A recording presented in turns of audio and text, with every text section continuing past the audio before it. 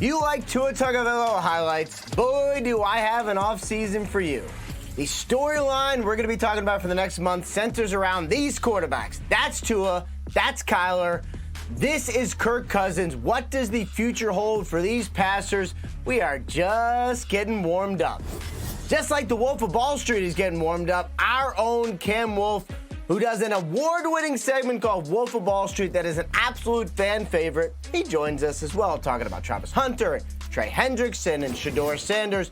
Plenty to get to there, just like there is with Nick Emmanwori, who became a household name during the Super Bowl for spraining his ankle, but actually is a pretty awesome player in his own right, had a stellar rookie season.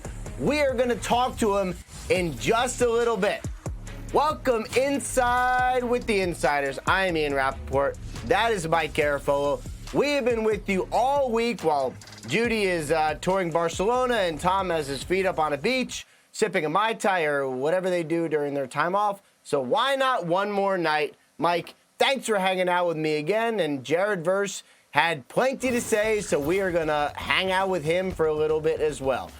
If you wondered why the Los Angeles Rams, who had an excellent team, were not in the Super Bowl, how they did not get past Seattle, Verse was on the Pivot podcast today talking all about it, putting the blame on his own defense as far as why they did not play in the last game.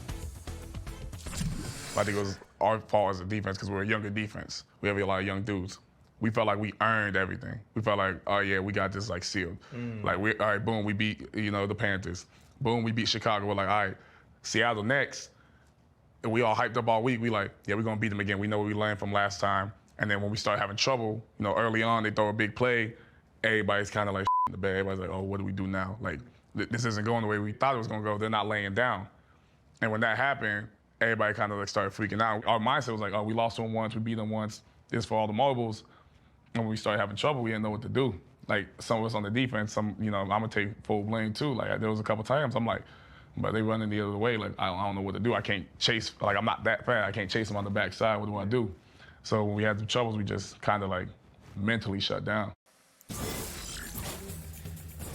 Meanwhile, elsewhere in the NFC West, when it comes to defenses, the Cardinals retaining Nick Rallis, a holdover from Jonathan Gannon's staff as a member of Mike LaFleur's coaching staff. Mike LaFleur's brother is Matt. He's the head coach in Green Bay, who now has a defensive coordinator that is Jonathan Gannon, who was the head coach with the Cardinals. So you can bet that Gannon endorsed LaFleur to LaFleur, or Rallis to LaFleur via LaFleur. All right, Michael Gabriel, elsewhere with the Cardinals, going to be the special teams coordinator, coming over from the Giants. Official, which Ian would then retweet and say officially official, because I believe Ian was the first to report this one. But Gabriel now headed to the desert as a member of Mike LaFleur's staff. Indeed, I was the first to report it, just like we were the first to report that Derek Carr is considering unretiring. Remember, this was a story from Super Bowl Sunday that Carr would come out of retirement. His shoulder is healthy now, no surgery, but is healthy. Would come out of retirement only for the right situation. Appearing on his own podcast with his brother David, said he would only unretire for the chance to win a Super Bowl. We will see, Mike, if that happens, but this is another quarterback we're going to be talking a lot about for the next month. But let's get to Tua. I teased Tua at the beginning of the show. The reason why is because new general manager John Eric Sullivan was appearing at a fan event, was answering a question discussing the fate of his quarterback. And I want to get the words right here. This is what John Eric Sullivan told the fans. I don't know what the future holds right now, and I told Tua that. We're working through some things. What I can tell you is that we're going to infuse competition in that room, whether Tua is part of it or not. But we're getting close to a decision, and when we do, we'll let Tua know whether he's going to be part of it or not, and then we will move forward. So, Mike, I want to hit you on this. This has obviously been a topic for us ever since Tua got benched for Quinn Ewers during the season. He's got a lot of guaranteed money. You heard what John Eric Sullivan said. What do you make of Tua and his future? Well, you're working through things means there are multiple options, and there are. One would be keeping Tua Tagovailoa. The other one would be outright cutting him and paying him the $54 million that they owe him this upcoming season. We have seen teams do that. Well, we saw the Broncos do it with Russell Wilson. We may see the Arizona Cardinals do it. I mean, Tua and Kyler Murray sort of in the same boat. But getting closer to a decision on Tua seems to indicate that perhaps moving on might be the best option for these guys and restarting at the quarterback position. And then you can, if you cut them, it's $99 million, I believe, is the full salary cap hit. You could post June 1st it, so you could spread it out over a couple of years here. So there are multiple options and multiple ways for the Dolphins to do it. If they're getting close, that means, well, we're approaching the league year and perhaps some things during the combine that they could fully vet with regard to whether there's a possibility of a trade. We shall see. But Tua Tagovailoa seemingly potentially on the outs in Miami, Ian. And when he was asked about it at the end of the season, he told reporters that maybe a fresh start would make sense for both sides. Yep. What about Kyler Murray, though? And you kind of mentioned it, so Tua's due 54. Kyler's due almost 40, so not nearly as much guaranteed money, but still significant guaranteed money. Our understanding is that it is likely that the Arizona Cardinals move on from Kyler Murray, but how do you do it? And I would guess, based on less guaranteed money and, probably a little bit of a better product on the field recently, Kyler probably has a little more trade value than Tua. Although, look, as we know, Mike, if you want to trade anyone, you can figure out a way to do it. There's draft picks you can figure out. You can eat some of the money. If the Cardinals do move on from Kyler, certainly seems like they would be sort of faced with the same situation as the Miami Dolphins, where it's like, yes, we're going to get rid of this guy, but we also need someone else to play quarterback. So how do we do it while also paying so much money to the former quarterback? A big challenge. Which is why a guy like Kirk Cousins has to like his potential possibility to be a free agent, and that's what happened when these sides readjusted his contract. It had helped the Falcons with salary cap space. Also gave Cousins the knowledge that he would be free no later than the third day of the league year in March, and every other team knows that as well. Now, I've said it, I'll continue to say it, I don't rule out the possibility of Cousins returning to Atlanta. Kevin Stefanski was with the Browns when the Browns made a push to potentially trade for Cousins last year, but it became clear the Falcons were intent on holding on to him unless they were absolutely blown away. So Stefanski, now the head coach with the Falcons, doesn't have to trade for him, has him there. They'd have to work out a new contract as it stands. But with Michael Penix coming back from another ACL surgery and Cousins playing good, winning football down the stretch, potentially a return to Atlanta. If not, we're talking about all these quarterback situations. Cousins is going to have an opportunity, would love to keep playing, he's going to have a chance to keep playing.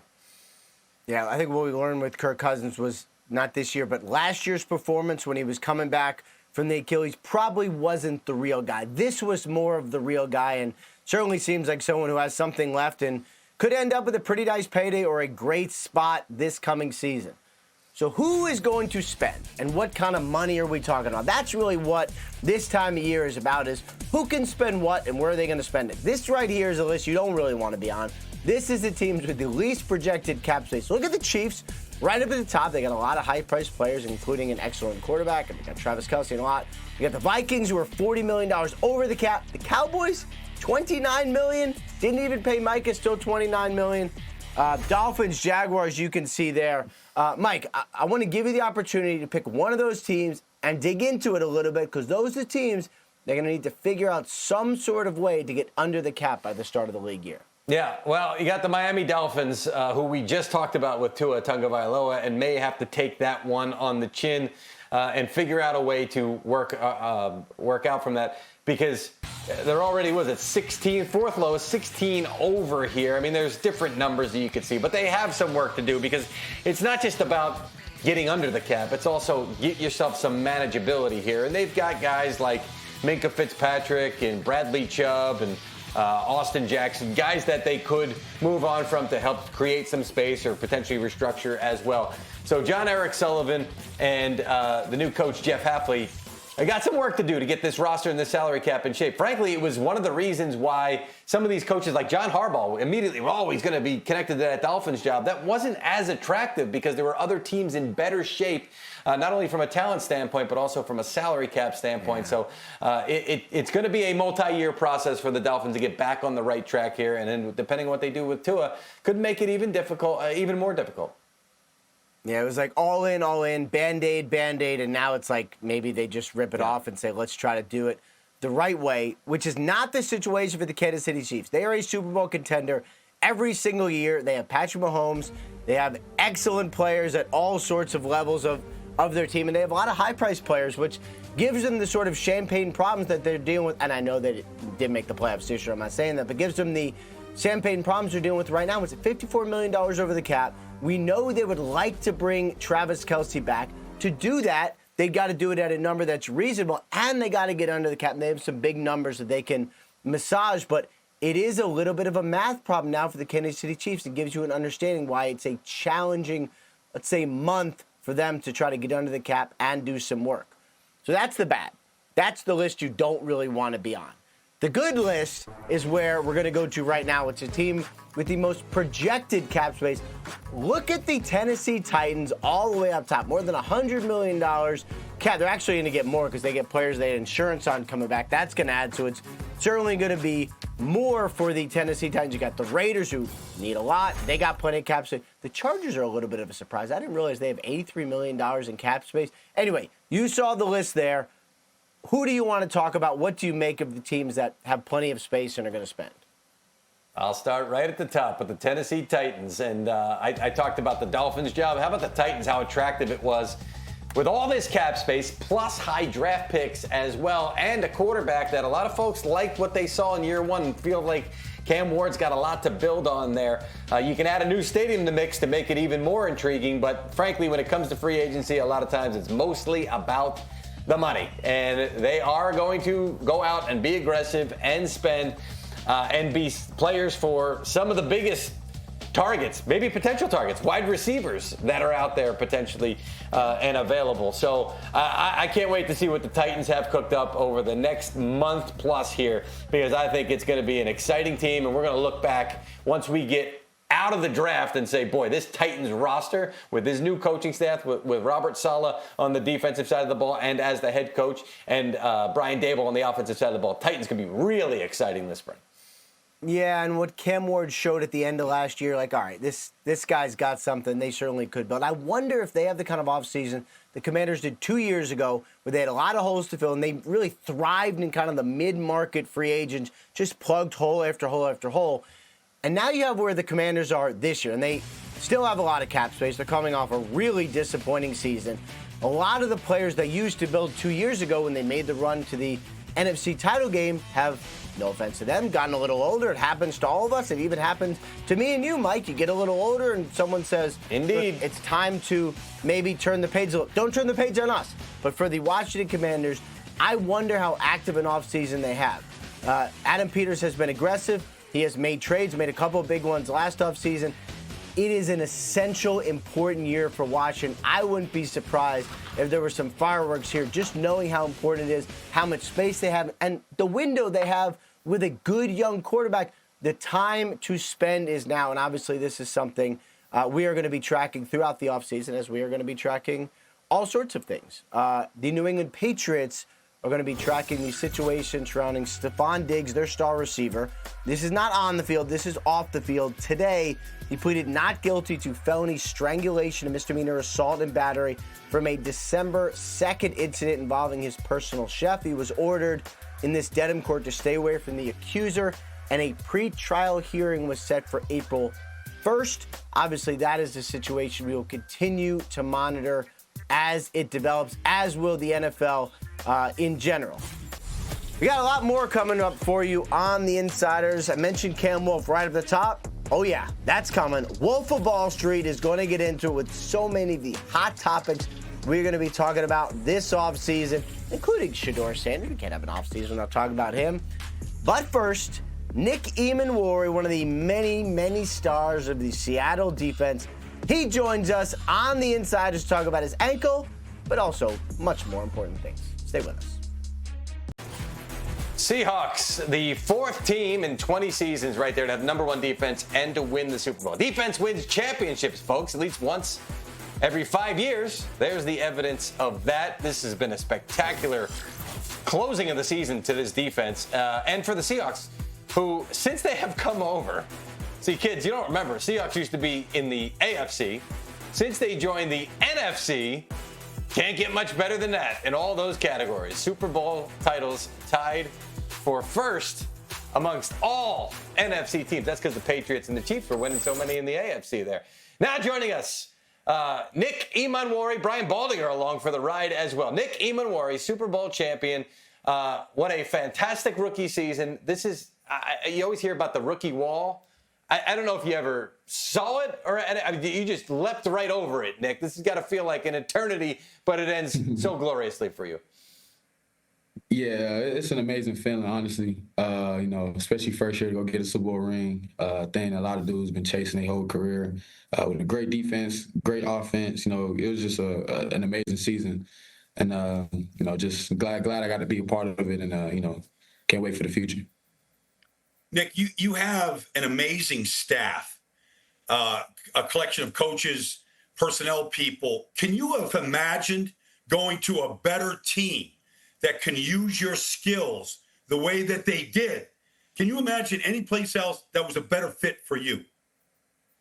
Like coming out the draft, I definitely was eyeing the Seahawks for sure. Like just knowing Mike just came from the Ravens, so like the Seahawks was the absolute best place that I could have thrived in and developed as a player.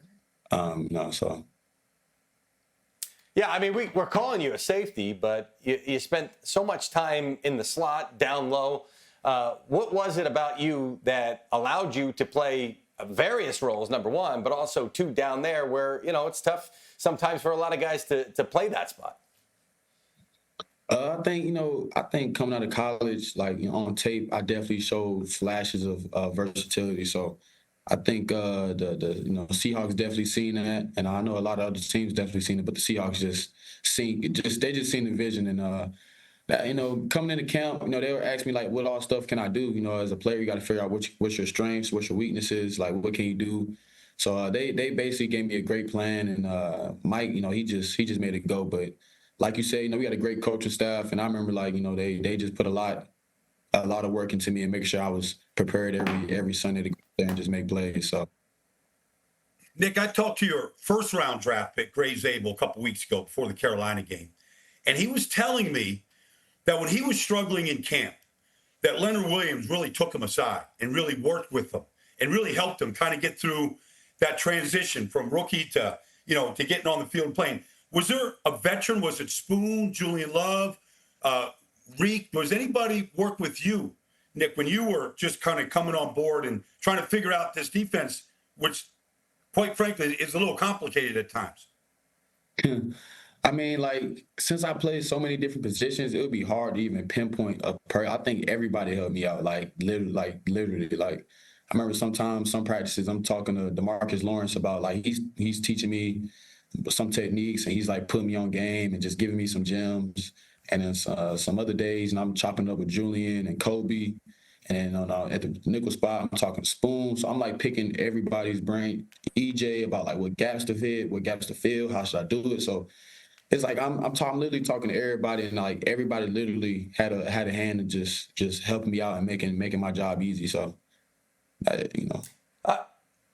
Nick, we can see you're still in Seattle. You're at the team facility there. So tell us, what's the last couple of days been like? I mean, what's your first Super Bowl parade? I say first. Maybe you got another one coming in the near future. What's your first Super Bowl parade experience like?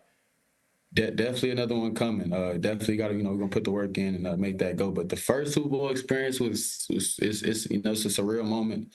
The parade was insane. The fans came out. It was crazy. It was just the perfect ending to a story, that's just also beginning. But it was crazy, especially with the vets on the team, the amount of star power and older dudes, Cooper Kupp, Ernest getting the second ring, Jaron Reed, played a lot of years, Leonard Williams, DeMarcus Lawrence leaving the Cowboys, Sam Darnold with his story. It's just a lot. So this ring and this season was definitely one to remember. Even the fans and the media can agree. This definitely was an earned ring. So, Nick, when we watched the performance on Sunday, it just from the outside looking in, it looked like complete domination. I mean, the Patriots punted the first 8 times they had the ball. They couldn't sustain offense into you guys. When you installed the game plan the week before you came down to San Francisco, did you feel like you had all the answers to anything the Patriots were going to throw at you? I feel like, whenever you give Mike McDonald maybe like 2 weeks or a lot of time to prepare for a team, I think we're gonna go out there and we're gonna dominate. I mean, Tate speaks for itself. Everybody was watching that game, but whenever you give Mike some time and our coaches some time to game plan and figure stuff out, we beat the balls in our court, honestly. So we just had a dominant performance, but we've been having dominant performances throughout the whole year. I think it was, it's just what we've been doing. Like, it was nothing changed, like the same thing we've been doing. But I knew the game plan was it was solid. It was a nice game plan, and it was a Super Bowl, so we didn't have no choice. I just caught up on this one the last couple of days. Your mother, Justina, before the Super Bowl said she really didn't know enough about football or all the way. Like, she knew touchdowns and stuff like that. But then through this Super Bowl run and being there at the Super Bowl, she now knows football. Like, how can you tell that she now knows the game better than she did before?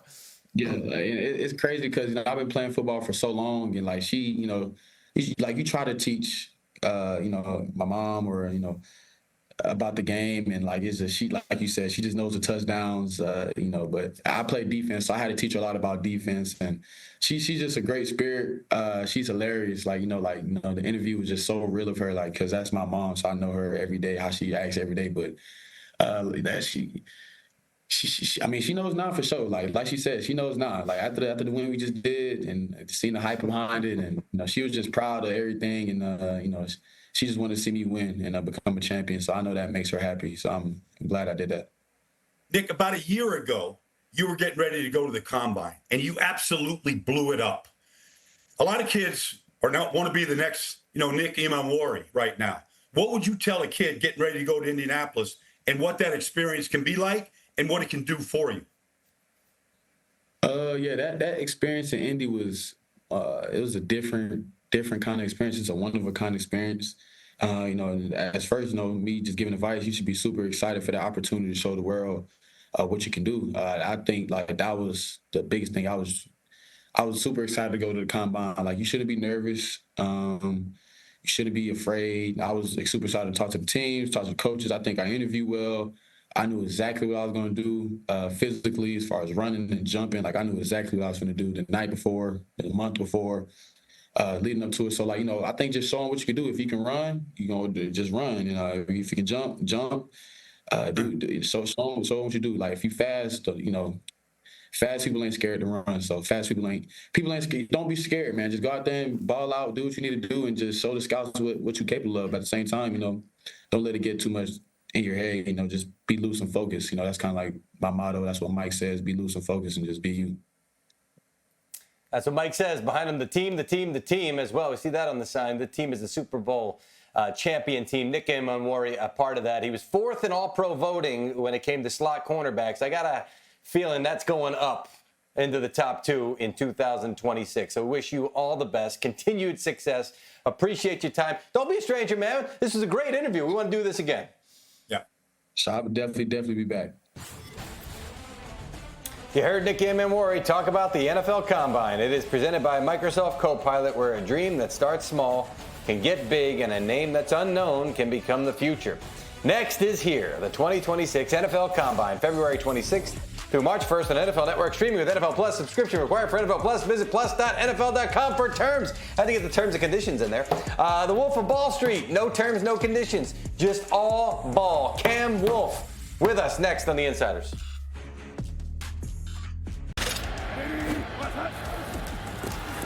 Anderson coming off the edge. May steps into it, takes a shot downfield, and caught for the touchdown.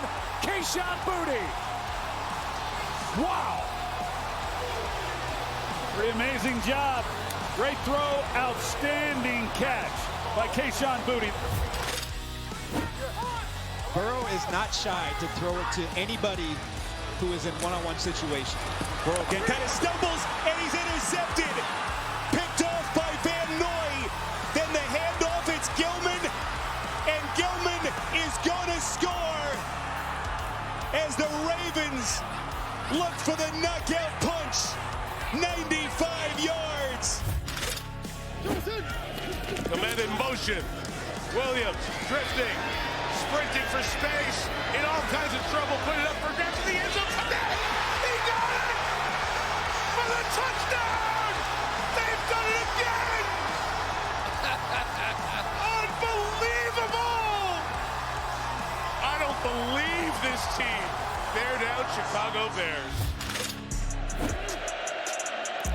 And they bring in pressure as well. And May got it knocked down as Witherspoon came under pressure. And Uchenna Nwosu is going the distance for a touchdown. Same blitz, Mike, has killed them all night long. They just cannot come up with answers. And it's not that difficult, and it's to the open side for Drake May. And this is going to be just a learning experience tonight. Stafford floats it. Nakua's the target. Oh! Puka Nacua! Absolutely ridiculous to set up first down and goal. And just playmakers making plays. Oh, you got one-on-one outside linebacker on Gainwell. Rodgers off his back foot, throws it down the way, and a flag's coming out on Anzalone. And look at Gainwell. Gainwell thinks he has a touchdown. I mean, I don't think he was touched. I think this might be a touchdown, Jim. I mean, Gainwell thinks he has it. I'm not joking. Quick throw here and into a lot of traffic and incomplete. After reviewing the play, the quarterback threw a backward pass, which was recovered in the end zone by the offense. It is a successful conversion. That is the craziest ever.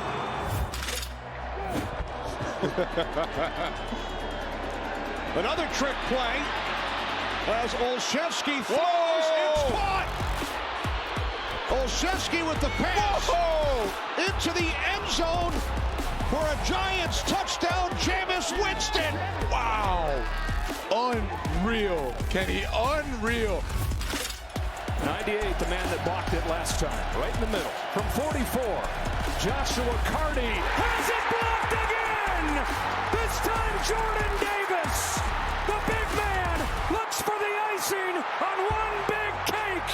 Eagles hang on.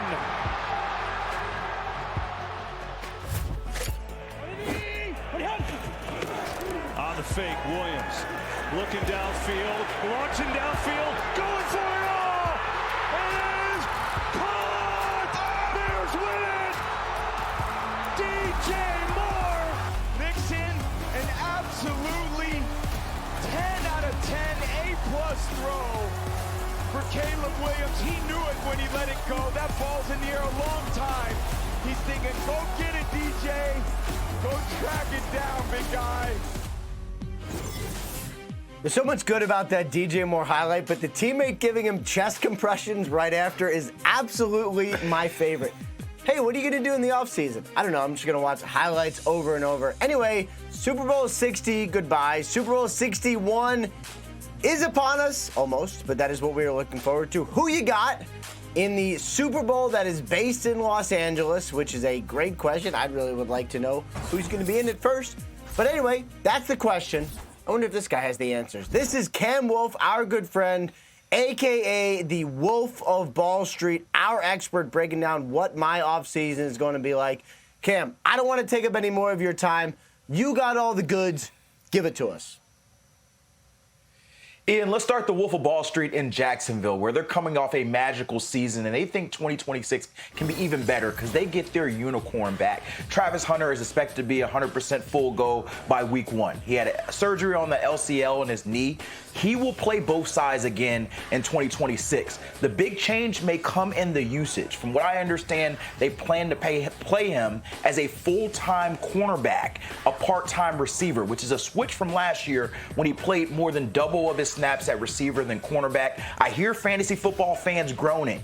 They think Travis Hunter can be elite at cornerback and still be an impact player on offense. They also have Monteric Brown and Greg Newsome, cornerbacks, about to be free agents. They're expected to let at least one of those cornerbacks walk in free agency so Travis Hunter can have that starting spot there. So still a huge impact player for the Jags, just different than what it looked like his rookie season. Next, let's go to Cincinnati, where Trey Hendrickson is their big free agency decision there. And from what I understand, team source told me he figures it's unlikely for these two sides to reunite going into next season. And so what does that mean? Do the Bengals let him go in free agency? Do they try to slap the franchise tag on him and trade him? A difficult decision for Cincy because their relationship has not been great in recent weeks. And I'm told that if this deal does end up happening, free agency wise, keep an eye on the Indianapolis Colts. It's a team that wants to be aggressive. They made the big splash move for Sauce Gardner mid-season. Lou Anarumo has a lot of familiarity with Trey Hendrickson. They just hired a D-line coach named Marion Hobby, who coached Trey Hendrickson for 4 years in Cincinnati. When they were all together, Lou, Marion, and Trey Hendrickson, they had 57 sacks in 4 seasons, 4 Pro Bowl seasons. They're going to be aggressive in trying to get him if he does reach the market, or even if it's a signing trade. Could be a big splash move for the Indianapolis Colts. And for Cincinnati, they're going to look at a lot more volume pickups on defense to get better with a group that just wasn't good enough to compete in 2025. And finally, let's go across the way in Ohio to the Cleveland Browns, who may be one of the most interesting teams to watch in this draft. 2 first-round picks at 6 and 24 from the Jacksonville pick. They are expected to go heavy on offense. I talked to their general manager, Andrew Berry, several times throughout the year, and he said, we feel like we're close to set on defense, but we have needs at wide receiver, offensive line, and of course, figuring out that quarterback question. Don't be surprised if they don't select a quarterback in the first round of this draft. There's still optimism for Shedeur Sanders there in Cleveland, especially with Todd Monken now the head coach. They think there's a little bit more flexibility in his offense, and maybe that gives Shedeur a chance to use his playmaking ability more than he was under Kevin Stefanski. And so you got Shedeur Sanders. You also have Deshaun Watson, who started throwing again with his quarterback coach Quincy Avery this week. They believe he'll be involved potentially in that competition. And so the Browns could bolster their roster at wide receiver, O-line, and the rest of the spots in 2026 and potentially let these guys compete for the quarterback spot as far as Shedeur and Deshaun Watson. It's going to be quite an offseason, Ian, to see what happens with these teams. It's going to be fascinating. I think for Cleveland, everyone sort of assumed Deshaun Watson was gone. Well, he's due $46 million fully guaranteed, plus still got a little bit left. Not old, just has been injured. Going to be really interesting to see how that Cleveland quarterback situation ends up figuring itself out. Training camp is going to be fascinating there. Cam, great stuff as always. Wolf of Ball Street is balling as per usual. Will these guys be balling? What about that guy? What about this other guy? What do these 3 coaches have in common? Clint Kubiak, Robert Saleh, Kellen Moore. Adam Rank is going to fix them. If you like must-see TV, then you must see what is coming up with our good friend Adam Rank. Stay tuned. One of the coolest things at every NFL honors is when they unveil the Pro Football Hall of Fame class of that year, a star-studded class this year. Drew Brees, Larry Fitzgerald, Roger Craig, Luke Kuechly, Adam Vinatieri. That is about as good as it gets. If you want a little better, take a look at some of the door knocks for those who got in, and man, get ready to cry. Hey, we do what we do, right?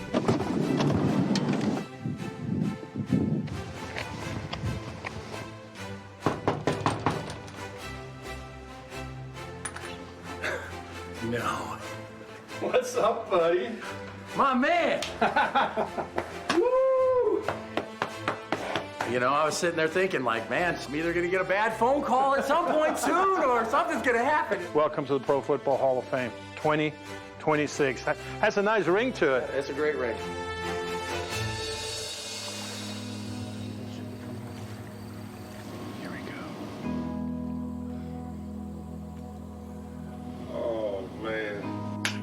You know what I'm here for. I want to welcome you to the Pro Football Hall of Fame class of 2026, man. Thank you, Moss. First ballot, boy. A big reason that's because of you. You always looked out for me. I couldn't be more honored that you would do this.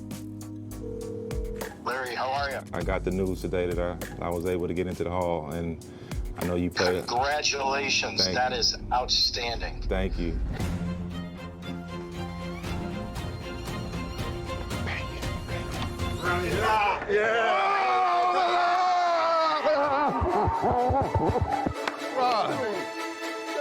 welcome to the 2026 Hall of Fame, bro!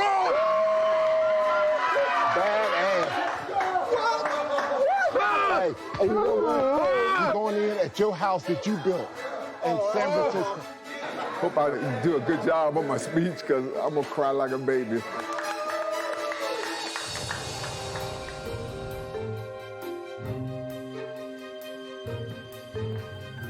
Luke, welcome to the Pro Football Hall of Fame, class of 2026. Oh, cool, man. What's up, Pat? All right, man.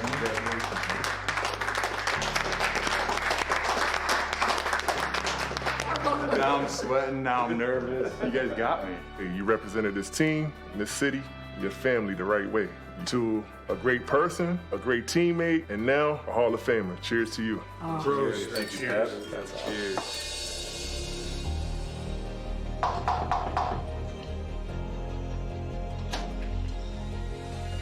Drew Brees, welcome to the Pro Football Hall of Fame, class of 2026.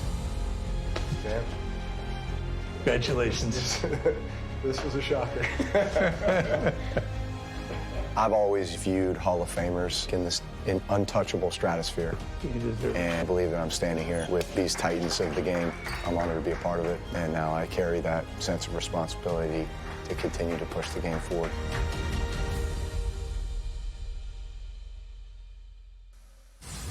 I'm gonna need a minute, maybe a tissue. Gets me every time. Anyway, Insiders is the best. You should watch us every single day, every single weekday, all week long, 7 p.m. Eastern on NFL Network, NFL Plus, YouTube, anywhere you can find your podcast. It's all us. Keep watching. We're almost done.